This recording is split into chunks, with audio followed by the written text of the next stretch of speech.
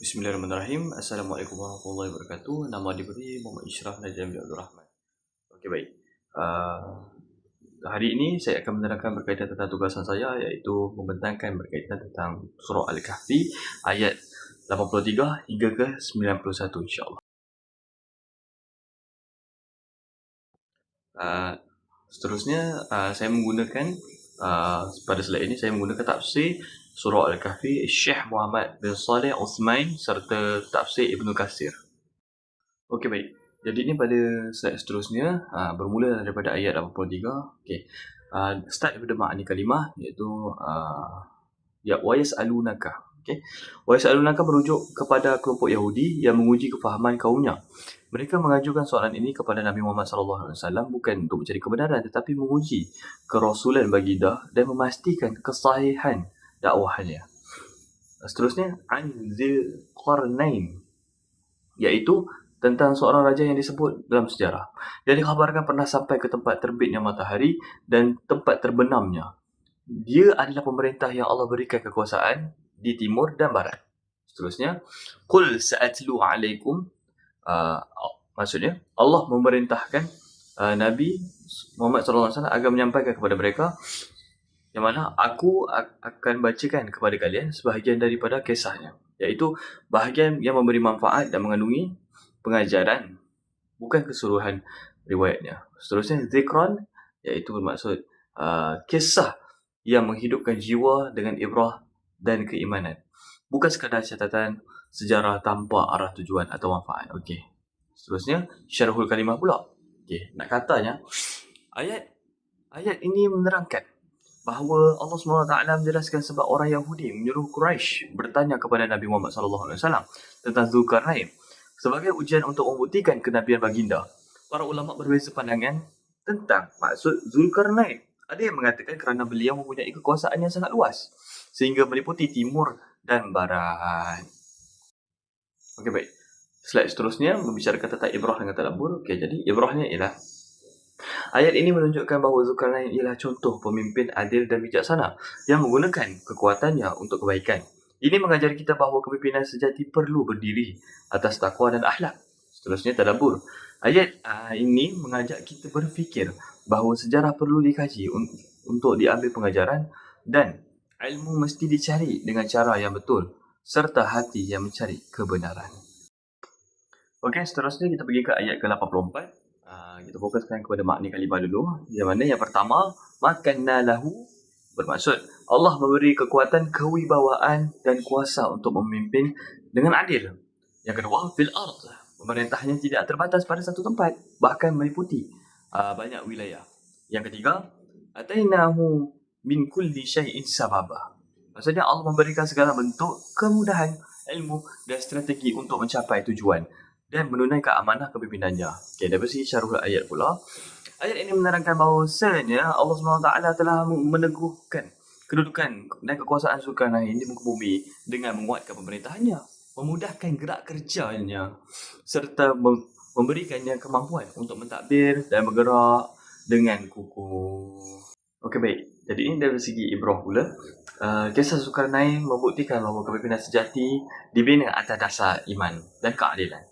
Kuasa adalah amanah daripada Allah SWT untuk membimbing dan membantu manusia, bukan menindas atau berbangga-bangga. Dari segi tadabbur pula, ayat ini mengajar kita bahawa kekuasaan dan kejayaan tidak bergantung kepada kekuatan manusia semata-mata. Ia datang daripada Allah SWT bersama usaha yang bersungguh-sungguh. Okey, baik. Seterusnya ayat ke-85, iaitu kita fokus pada makna kalimah pula. Fa'atba'a, maksudnya Zulkarnain meneruskan langkah dengan perancangan dan tujuan yang jelas. Sababa, maksudnya dia menggunakan jalan, strategi dan cara yang sesuai untuk mencapai matlamat.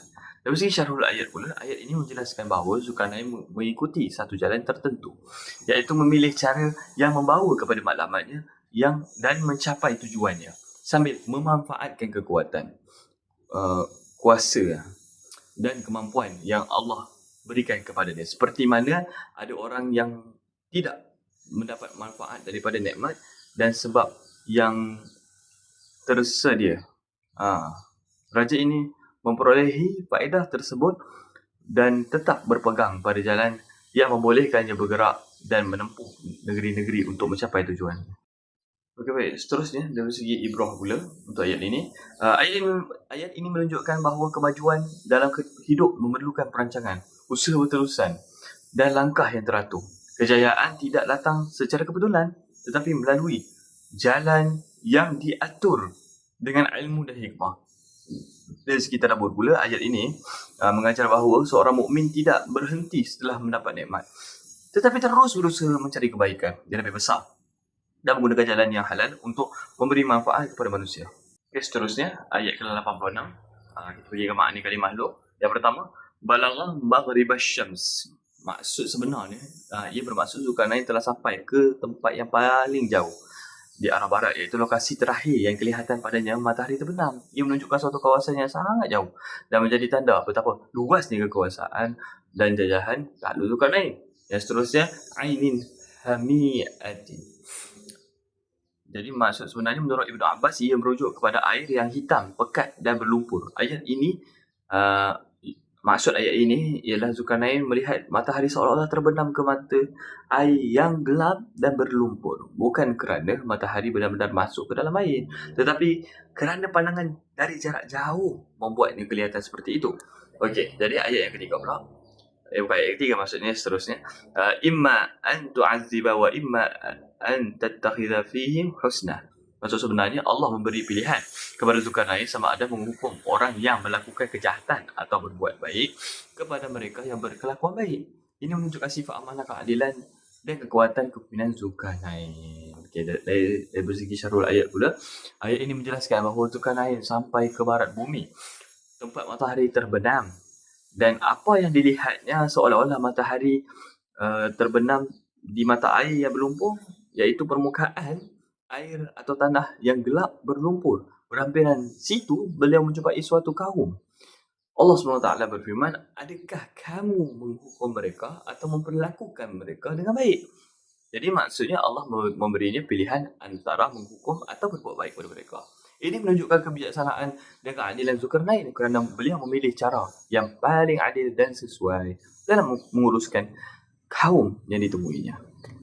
Okey, jadi secara tak langsung dari segi ibrah dan tadabbur pula. Ibrah dulu, ayat ini mengajar bahawa pemimpin yang sebenar bukan sekadar memiliki kuasa, tetapi mampu menggunakannya dengan adil dan bijaksana. Kejayaan bukan diukur pada kekuatan, tetapi pada cara kuasa itu digunakan untuk menjaga masyarakat dan memelihara hak mereka. Dan dari segi tadabbur pula, ayat ini mengajar bahawa kekuasaan adalah kurniaan Allah SWT dan wajib digunakan dengan adil. Tanpa petunjuk ilahi, kuasa akan menimbulkan kezaliman. Pemimpin mesti memahami keadaan masyarakat sebelum menghukum. Tugas sebenar bermula setelah mencapai kejayaan. Okey, seterusnya kita pergi ke ayat ke-87. Dari segi makna kalimah dulu. Jadi, qala amma man zalama, maksudnya apa? Zulkarnain ini menjelaskan bahawa kezaliman ialah perbuatan melampaui batas yang Allah tetapkan serta mengambil sesuatu tanpa hak. Itulah sebab utama turunnya hukuman. Okey. Seterusnya fasawfa nu'adzibuhu. Maksudnya, maka kami akan mengenakan hukuman ke atasnya di dunia terlebih dahulu, sesuai dengan kadar kesalahannya. Ini tanda keadilan ditegakkan di muka bumi. Seterusnya, summa yuraddu ila rabbih. Maksudnya, setelah mati, dia akan kembali kepada Allah SWT untuk diadili. Tiada sesiapa yang dapat melarikan diri daripada keadilan Allah SWT, walau sekuat mana mereka bersembunyi di dunia. Seterusnya, fa yu'adzibuhu 'adzaban nuqra. Maksudnya, lalu Allah maksud daripada ayat inilah, maksudnya kalau ditafsirkan, lalu Allah akan menimpakan ke atas azab yang sangat dahsyat dan tidak pernah dialami manusia di dunia.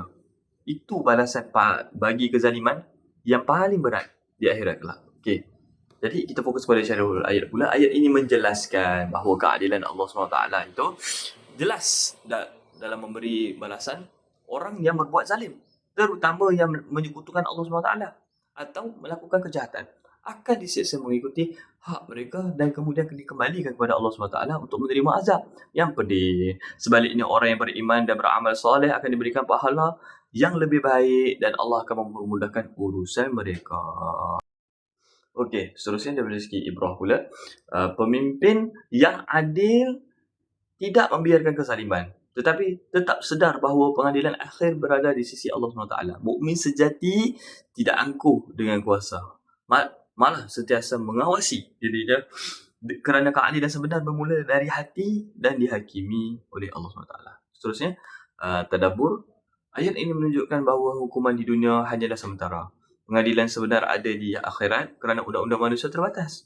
Kuasa yang tidak dikaitkan dengan iman kepada hari pembalasan akan membawa kepada penindasan. Okey, baik. Seterusnya ayat ke-88 pula. Dari segi makna kalimah. Wa amma man amana wa amila salihan. Okey. Ayat ini menjelaskan bahawa iman tidak sempurna tanpa amal. Okay? Kepercayaan dan perbuatan baik adalah dua perkara yang saling lengkap melengkapi dalam sistem hidup yang ditetapkan oleh Allah SWT. Okay, seterusnya, falahu jazaa'ul husna. Maksud sebenar ayat ini, Allah menjanjikan bahawa orang beriman dan bertakwa akan memberi balasan yang terbaik, sama ada di dunia atau di akhirat. Okay. Seterusnya, wa sanaqulu lahu min amrina yusrah.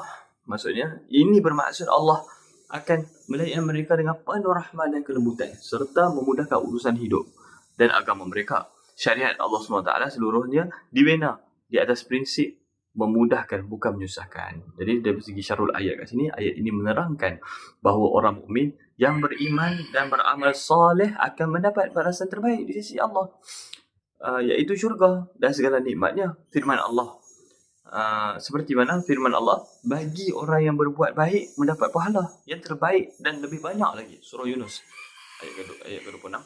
Jadi Allah mempermudahkan urusan mereka dan memberikan mereka ganjaran tanpa kesukaran.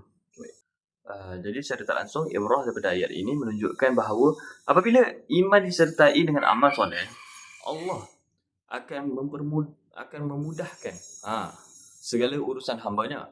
Ia juga menegaskan bahawa syariat Islam dibina atas asas rahmat dan kemudahan, bukan kesusahan. Dari segi tadabbur pula, ayat ini menunjukkan bahawa jalan menuju iman bukanlah sesuatu yang sentiasa sukar. Apabila iman disertai dengan amal yang baik, Allah akan memudahkan urusan kehidupan hamba tersebut. Ini juga menandakan bahawa rahmat Allah mendahului hukumannya. Okey, seterusnya ayat ke-89 iaitu summa atba'a sababa. Yang mana bermaksud kat sini ialah selepas makna kalimah dia, selepas Zulkarnain menyelesaikan tugasannya yang sebelumnya, dia meneruskan perjalanan pada laluan yang baru untuk mencapai matlamatnya dengan menggunakan cara dan langkah yang benar. Dari segi syarul kalimah pula, ayat ini menerangkan bahawa setelah Zulkarnain memperoleh segala sebab, kemampuan dan kekuatan yang diperlukan, dia memilih satu jalan tertentu untuk mencapai tujuan yang diperintahkan Allah Subhanahu Wa Taala. Maksudnya, dia memilih laluan yang membawa kepada apa yang Allah suruh sambil memanfaatkan kekuatan dan kebijaksanaan yang Allah SWT kurniakan kepadanya. Okey, jadi ibrah untuk ayat ini menjelaskan bahawa kejayaan memerlukan usaha yang berterusan dan tidak berhenti. Hanya kerana satu pencapaian telah dicapai, tanggungjawab dan kerja yang betul perlu diteruskan sehingga matlamat yang diinginkan benar-benar tercapai. Seterusnya tadabbur pula, ayat ini mengajar kita bahawa kejayaan tidak akan tercapai tanpa usaha yang berterusan. Sesuatu pekerjaan tidak berhenti pada satu tahap saja, sebaliknya memerlukan perancangan dan pemantauan yang berterusan. Okay, baik. Jadi seterusnya ayat ke-90 pula. Okay. Kita fokus pada makna kalimah tu. Hatta iza balagha bainas saddain. Okay. Jadi kalau kita ni tafsirkan dia, apabila Zulkarnain sampai ke tempat di antara dua bukit yang kukuh, iaitu lokasi strategik, ini menunjukkan kepentingan keadilan dan penggunaan sebab yang betul untuk mencapai tujuan. Seterusnya, wajada min dunihima qauman la yakaduna yafqahuna qawla. Maksudnya, ada versi terjemahan ni tafsir. Dia mendapati orang-orang di situ lemah dalam pemahaman, hampir tidak memahami perkara yang sebenar.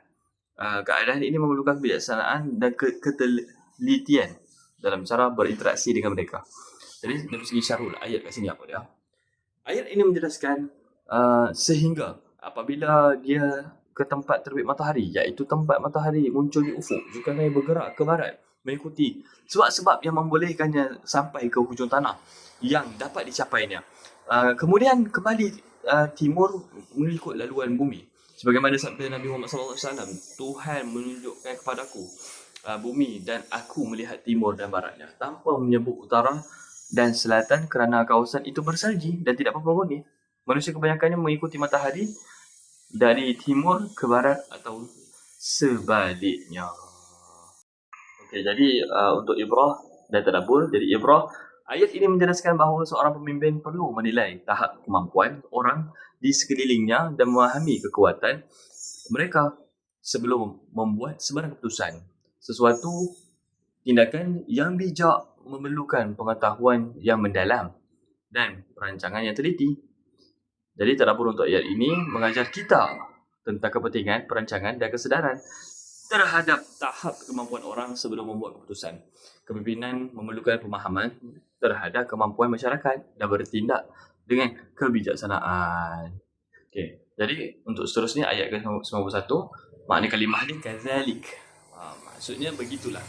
Iaitu demikianlah. Perkara itu berlaku mengikut hikmah Allah dan pelajaran yang diberikan kepada Zulkarnain. Seterusnya, waqad ahatna bima ladaihi khubra. Maksudnya kat sini, Allah Maha mengetahui segala ilmu dan perbuatan yang dimiliki Zulkarnain. Tiada sesuatu pun yang tersembunyi daripada pengetahuan Allah SWT. Ini menunjukkan kebesaran kekuasaan dan ilmu Allah yang menyeluruh.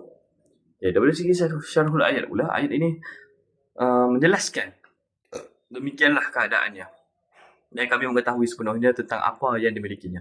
Menunjukkan bahawa semua kuasa, kekayaan, pengetahuan dan cara Zulkarnain untuk mencapai matlamatnya diketahui sepenuhnya oleh Tuhan Yang Maha Esa. Ungkapan demikianlah keadaannya itu menandakan bahawa selain daripada penyediaan sumber yang disebutkan di atas, Tuhan juga menyedari sepenuhnya semua keupayaan dan sumber yang ada padanya. Ini menunjukkan bahawa semua kuasa dan kejayaan Zulkarnain berada di bawah pengetahuan dan kehendak Tuhan. Dan Tuhan Yang Maha Esa memerhatikan kebolehannya dan membimbingnya untuk mencapai matlamatnya dengan kebijaksanaan dan keadilan. Jadi ibrah untuk ayat ini, 91, ayat ini menunjukkan bahawa ilmu Tuhan yang menyuruh mencapai keadilan dan kebijaksanaan dalam setiap perkara dan setiap tindakan diawasi oleh ilmu Tuhan yang menyeru manusia untuk berpegang teguh pada kebijaksanaan dan apa yang benar. Jadi tadabbur untuk ayat ini mengajar kita bahawa Tuhan mengetahui segala yang dilakukan oleh manusia dan pemimpin, dan setiap langkah dan pergerakan adalah di bawah pengetahuannya. Jadi tiada apa yang tersembunyi daripada kekuasaannya. Itu saja.